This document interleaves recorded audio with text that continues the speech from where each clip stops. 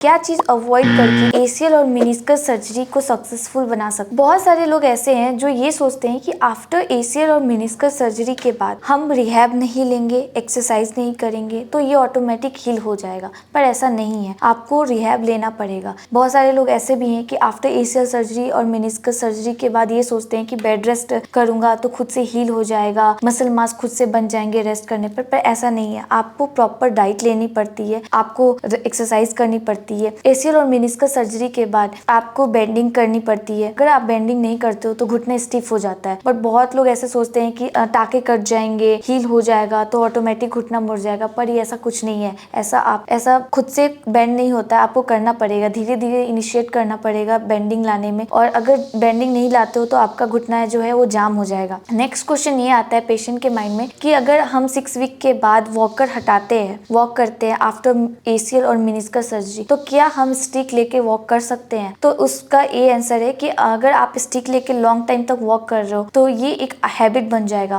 क्योंकि अगर आप फ्रीली वॉक नहीं कर पा रहे हो, इट्स मीन्स कि आपका गेट पैटर्न खराब होते जाएगा, दिन पर दिन आप डिपेंडेंट हो जाओगे नॉन ऑपरेटेड लेग पे। तो इसलिए वॉकर के बाद, वॉकर डिसकंटिन्यू करने के बाद आपको स्टिक लेने की कोई नीड नहीं है। नेक्स्ट क्वेश्चन पेशेंट के माइंड में ये आता है, क्या हमें एसीएल और मेनिस्कस सर्जरी के बाद घुटना मोड़ना जरूरी है, नी बेंडिंग करना जरूरी है? तो जी हाँ, घुटना मोड़ना बहुत जरूरी है। अगर आप एसीएल और मेनिस्कस सर्जरी के बाद नी बेंडिंग नहीं करते हो, आफ्टर 14 डेज 14 दिन बाद 2 वीक्स के बाद अगर नी बेंडिंग इनिशिएट कराते हैं, अगर उसमें आप नी बेंडिंग नहीं करते हो तो आपका घुटना धीरे धीरे जाम हो जाएगा, जिससे क्या होगा कि आपकी नी बेंडिंग नहीं आएगी, आप नीचे नहीं बैठ सकते हो, आप वज्रासन में नहीं बैठ पाओगे, आपको चलने में डिफिकल्ट होगा। नेक्स्ट आता है, क्या हम घुटना ब्रेस पहन के कब तक रहेंगे, ब्रेस पहन के कैसे सो सकते हैं, करवट लेके सो सकते हैं या नहीं सो सकते? आप करवट लेके सो सकते हो। ब्रेस आफ्टर एसीएल और मेनिस्कस सर्जरी ब्रेस 4 वीक तक पहनना होता है। आप साइड में लेट के सो सकते हो, बट ऑपरेटेड लेग जो है वो आपका ऊपर रहेगा, नॉन ऑपरेटेड नीचे रहेगा। मतलब जो आपका सर्जरी वाला पैर है वो ऊपर रहेगा, गुड लेग जो है, जो जिसमें सर्जरी नहीं हुई, वो नीचे रहेगा। हमेशा साइड में सोते वक्त आपका जो ऑपरेटेड लेग है वो ऊपर होना चाहिए और बीच में पिल्लो लगा के यूज कर सकते हो। नेक्स्ट क्वेश्चन है कि एक्सरसाइज करना क्यों इतना इंपॉर्टेंट है? तो एक्सरसाइज करना इसलिए इंपॉर्टेंट है क्योंकि जो हमारा सर्जरी वाला लेग होता है आफ्टर एसीएल और मेनिस्कस सर्जरी, इस सर्जरी के बाद क्या होता है, जो आपका पैर का मसल्स है वो धीरे धीरे डाउन हो जाता है, पूरा वीक हो जाता है, वो लेग ही पूरा वीक हो जाता है, जिससे क्या होता है कि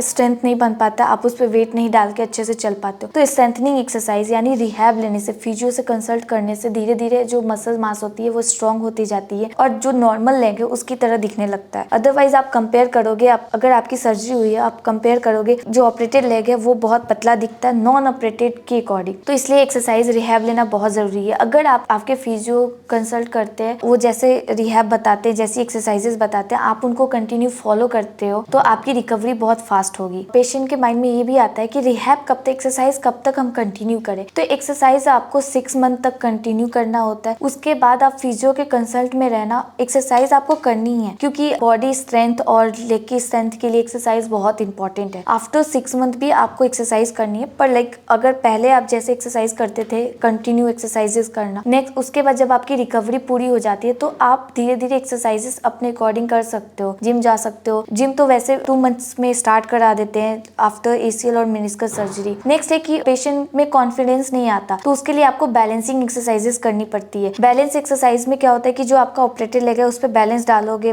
वेट डालोगे, बैलेंस एंड कोऑर्डिनेट होगा। जब वॉक करोगे आप तो आपको कॉन्फिडेंस आएगा। बहुत टाइम तक, लॉन्ग टाइम तक बेड पे रहना और सर्जरी के बाद मसल्स डाउन होता है, उसकी वजह से कॉन्फिडेंस नहीं आता पेशेंट में वॉक करने का। तो वो वॉकिंग गेट पैटर्न करेक्ट करना और बैलेंस कोऑर्डिनेशन करना बहुत इंपॉर्टेंट है। एक्सरसाइज के साथ साथ और क्या करें? तो एक्सरसाइज के साथ साथ आपको डाइट भी अच्छा लेना है, प्रोटीन इंटेक ज्यादा लो। मैंने वीडियोस पे बताया है, मेरी एक वीडियोस है जिसमें डाइट के बारे में पूरा चार्ट बताया है, आप वो देख सकते हो। उसमें आपको एक्सरसाइज भी करनी है प्लस अपनी डाइट का भी फोकस करना है, अपनी डाइट पे। अगर इससे रिलेटेड कोई भी क्वेश्चन हो तो आप कमेंट बॉक्स में कमेंट कर सकते हो या दिए गए नंबर पे कांटेक्ट कर सकते हो। Thank you.